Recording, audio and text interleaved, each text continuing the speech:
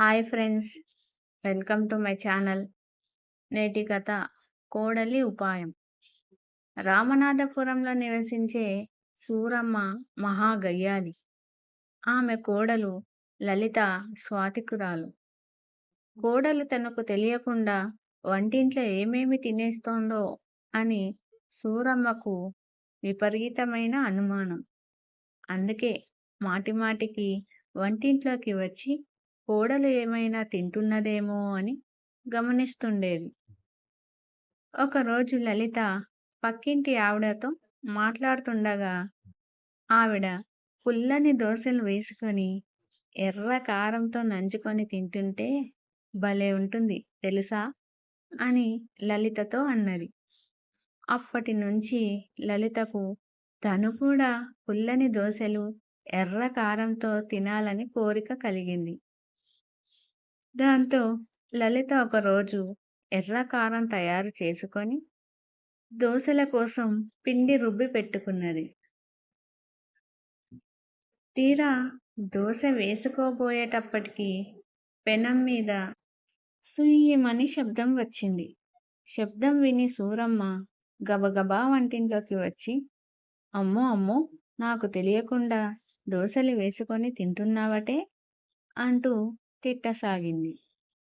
గబగబా ఆ దోసెలు అన్నీ తానే వేసుకొని తినేసింది సూరమ్మ. లలితకు ఏడ్పు వచ్చింది. అయినా సరే పుల్లని దోసెలు తినాలన్న ఆశ మాత్రం చంపుకోలేకపోయింది.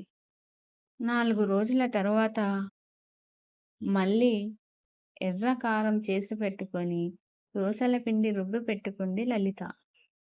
పెనం మీద నుంచి సుయ్ అని శబ్దం రాగానే సూరమ్మ పరుగు పరుగున వంటింట్లోకి వచ్చింది. అబ్బే, దోసెలు కాదత్తయ్య, పెనం వేడెక్కిందో లేదో అని నీళ్లు చల్లాను అంది లలిత. సూరమ్మ సరే సరే అంటూ వెళ్ళిపోయింది. మూడోసారి కూడా అలాగే చేయడంతో దీనికి పెనం కాలింది లేనిది నీళ్లు చల్లితే తప్ప తెలియడం లేదు. అదే నేనైతే నా చూపులతోనే కనిపెట్టేస్తుంది అనుకుంది సూరమ్మ. మళ్ళీ సుయ్యమని శబ్దం వచ్చినా సూరమ్మ రాలేదు. దాంతో లలిత హాయిగా దోసెలు వేసుకొని తినేసింది. ఇక ఆ తర్వాత నుంచి ఎప్పుడు దోసెలు తినాలనిపించినా అలాగే చేసేది లలిత.